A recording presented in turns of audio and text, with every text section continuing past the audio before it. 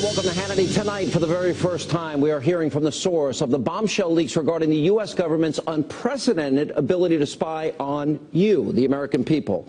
Now, he is 29-year-old Edward Snowden, a former resident of Hawaii, who claims to have worked as a contractor at both the National Security Agency and the CIA.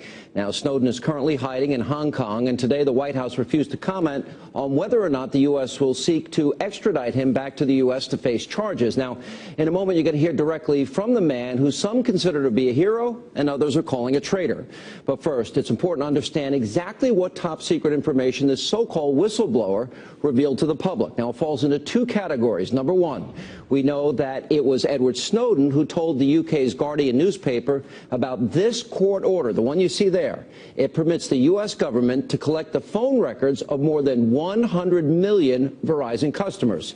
Now, that includes what numbers you dialed and even when and where you dialed them. Now, the second highly sensitive program to be outed is a data mining operation that is known as PRISM that allows the NSA to tap into the central servers of 9 leading Internet companies. Now, this is one of several classified slides obtained by the Washington Post explaining how it all works. Now, on the left, you can see the list of service providers and websites that are being targeted. Now, those include Microsoft, Google, Yahoo, Facebook, and many others. On the right side is a list of all the personal information that can be extracted. Now, that includes your emails, your videos, photo documents, and even, quote, special requests. In other words, Big Brother is monitoring your every move, whether it be online or on the telephone.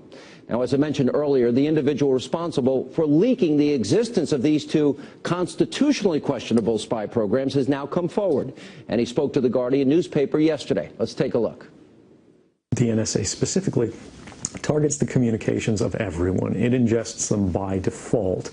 It collects them in its system, and it filters them, and it analyzes them, and it measures them, and it stores them. Any analyst at any time can target anyone. I, sitting at my desk, certainly have the authorities to wiretap anyone, from you or your accountant to a federal judge to even the president if I had a personal email. I think that the public is owed an explanation. When you are subverting the power of government, that's a fundamentally dangerous thing to democracy.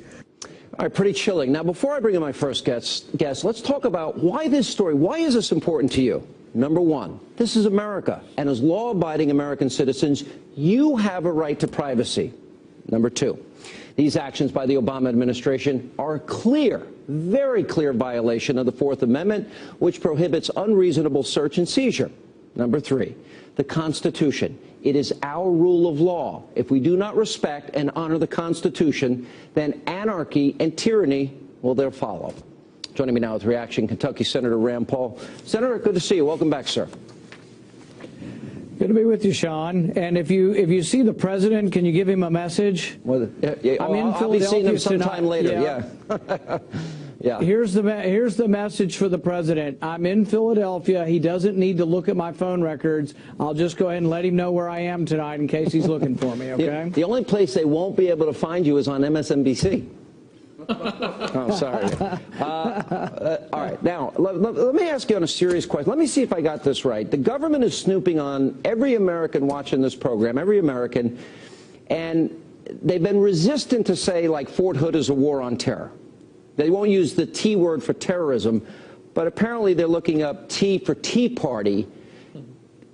I think these are connected in as much as they say a lot. What are your thoughts? Well, you know, the first objection obviously is the Bill of Rights, as you said. Really, you have a right to privacy, and they shouldn't be allowed to look at your records unless they think you've committed a crime.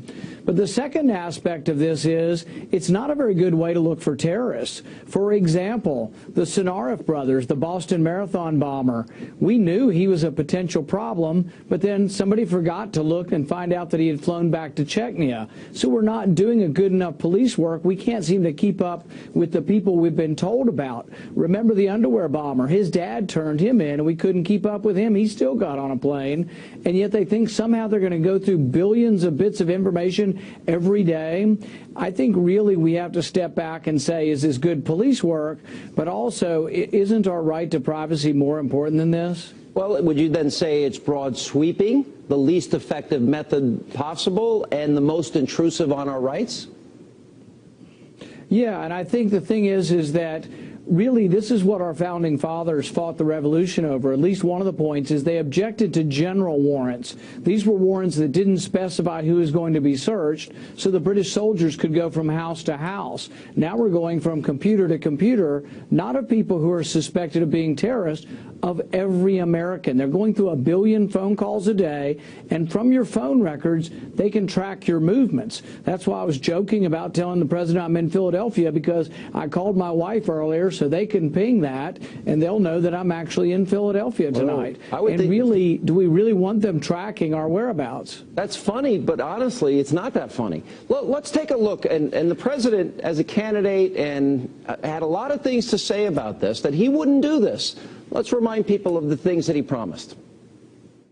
If someone wants to know why their own government has decided to go on a fishing expedition through every personal record or private document, through the library books that you read, the phone calls that you've made, the emails that you've sent, this legislation gives people no rights to appeal the need for such a search in a court of law. When I'm president, one of the first things I'm going to do is call in my attorney general and say to him or her, I want you to review every executive order that's been issued by George Bush, whether it relates to warrantless wiretaps or detaining people or reading emails or whatever it is. I want you to go through every single one of them, and if they are unconstitutional, if they're encroaching on civil liberties unnecessarily, we are going to overturn them.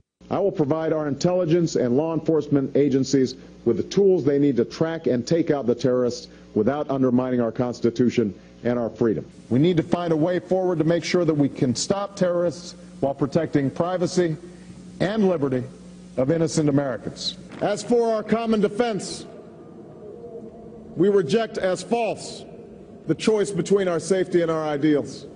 Senator, did he fulfill those promises? Well, see, you know, this is why the American public has such a low regard for politicians. It's utter, frank hypocrisy. This is also the same president who made all those grand promises, who signed legislation that says that an American citizen can be arrested without charge, indefinitely detained, and sent to Guantanamo Bay. But he says, oh, I won't ever do it. I don't intend to do it. But he signed law giving himself that power. So he says a lot of good things, and he sounds good, but he doesn't really seem to mean anything that he says. And that kind of hypocrisy is why Americans are so fed up with Washington. Senator, the Director of National Intelligence back in March, James Clapper, told the Senate Intelligence Committee that the NSA did not collect data of millions of Americans. I want to air this and see if you think this is true. Does the NSA collect any type of data at all on millions or hundreds of millions of Americans? No, sir. It does not. Not wittingly. There are cases where they could inadvertently, perhaps, collect, but not wittingly. Senator, did he tell the truth there? You know what? He may be parsing the truth, because maybe they say, oh, we're not collecting it or keeping it, but they're certainly looking at it, because the court order that we've seen, what has been leaked, says that all of the records for a 3-month period from people who have phones with Verizon was looked at. So maybe he says, oh, we're not collecting it, but we're sure the heck looking at it. That sounds to me like we're parsing the truth. But I think ultimately American people have to decide, and I've started a lawsuit. We're asking tens of millions of Americans to join our lawsuit. You can go to randpac.com, join this lawsuit. We want you on our lawsuit, Sean, because they're probably looking at your phone records for certain. We want tens of millions of Americans to sign up and say to the president, we want them to say to the president, we don't want you looking at our phone records unless we're accused of a crime. You know, Senator, I had a thought today, and I want to run it by you. I was thinking, if this was, they keep saying this was done in the name of national security, and this is so general and broad sweeping and inefficient, as we stated, wouldn't, if they really cared about security, wouldn't they secure the border first before they would spy on all these Americans? There's all kinds of things. Even look back to 9/11, the 20th hijacker, we had him. The FBI had him for a month, and they wrote 70 letters asking for a warrant, and it never came. We're not doing good police work, but we're overly broadly looking at everyone's records. It's the wrong way to go. All right, Senator, keep up the good work. Thanks for being with us.